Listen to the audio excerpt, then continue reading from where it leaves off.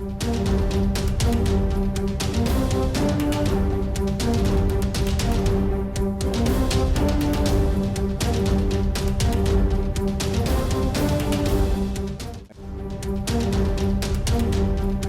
అధినేత పవన్ కళ్యాణ్కి ఉత్తరాంధ్రలో మంచి పట్టు ఉంది. ఉత్తరాంధ్రలో వారాహి యాత్రకి అపూర్వ ఆదరణ సైతం దక్కింది.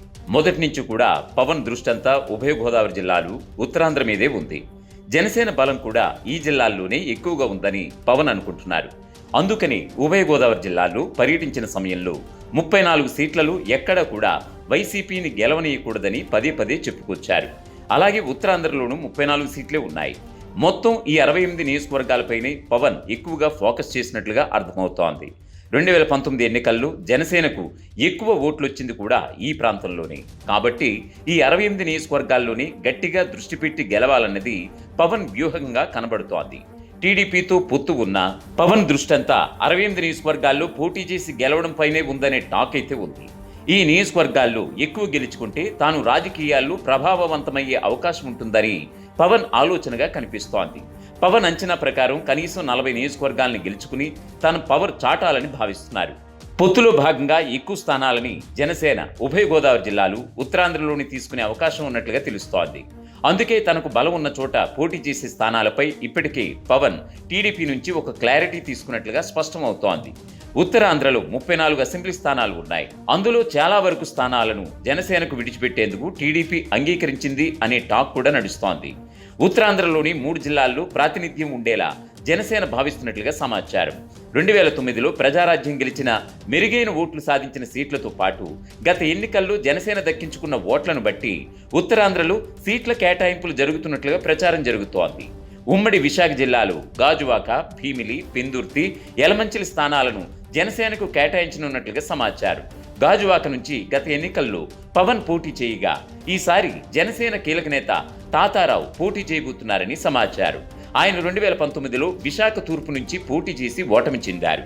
బలమైన యాదవ సామాజిక వర్గానికి చెందిన ఆయన టీడీపీ జిల్లా అధ్యక్షుడిగా కూడా పనిచేశారు. బీసీ నేత కావడంతో జనసేన గ్రీన్ సిగ్నల్ ఇచ్చినట్లుగా సమాచారం. ఇక భీమిలి నియోజకవర్గానికి సంబంధించి పంచకర్ల సందీప్ పోటీ చేసే అవకాశం ఉంది. 2019 ఎన్నికల్లో జనసేన అభ్యర్థిగా బరిలోకి దిగిన సందీప్కు బాగానే ఓట్లు వచ్చాయి. ఆ ప్రాతిపదికనే జనసేన ఈ స్థానాన్ని డిమాండ్ చేస్తున్నట్లుగా తెలుస్తోంది. ఇక పెందుర్తి టికెట్ సైతం జనసేన ఆశిస్తోంది. పంచకర్ల రమేష్ బాబు ఇక్కడ పోటీ చేయనున్నట్లుగా తెలుస్తోంది.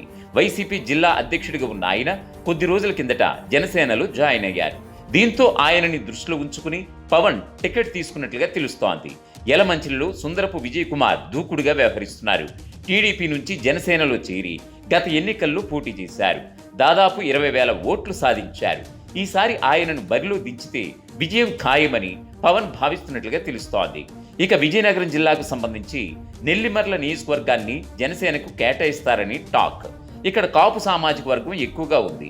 టీడీపీలో ఈ సీటు విషయంలో బహుముఖ పోటీ ఉంది. దీంతో నెల్లిమర్ల నియోజకవర్గాన్ని జనసేనకు విడిచిపెడుతూ చంద్రబాబు నిర్ణయం తీసుకోబోతున్నట్లుగా తెలుస్తోంది. శ్రీకాకుళం జిల్లా ఎచ్చెర్ల నియోజకవర్గాన్ని జనసేనకు కేటాయించినట్లుగా ప్రచారం జరుగుతోంది. ఇక్కడ టీడీపీ తరఫున మాజీ మంత్రి కళా వెంకట్రావు ఉన్నారు. ఆయనను విజయనగరం ఎంపీగా పోటీ చేయించి జనసేనకు ఈ స్థానాన్ని కేటాయించేలా ఒప్పందం జరిగినట్లుగా సమాచారం. ప్రస్తుతానికి ఉత్తరాంధ్రలో జనసేనకు ఈ సీట్లు కన్ఫర్మ్ అయినట్లుగా ప్రచారం జరుగుతోంది. అయితే దీనిపై ఆ 2 పార్టీల నుంచి ఎలాంటి అధికారిక ప్రకటన వెల్లడి కాలేదు. అయితే ఉత్తరాంధ్రలో ఉన్న మొత్తం 34 స్థానాల్లో 10కి పైగా సీట్లలో జనసేన పోటీ చేయొచ్చని తెలుస్తోంది. అలాగే ఉభయ గోదావరి జిల్లాల్లోనూ 34 స్థానాల్లో 15 స్థానాలు పోటీ చేయాలని జనసేన చూస్తున్నట్లుగా తెలుస్తోంది. మొత్తంగా ఇక్కడే మెజారిటీ స్థానాల్లో గెలుపే లక్ష్యంగా జనసేనాని ముందుకు సాగుతున్నట్లుగా సమాచారం. మరి ఈ వ్యూహం ఏ మేరకు విజయవంతం అవుతుందనేది వేచి చూడాలి. For more interesting updates, do like, share and subscribe to Volga News.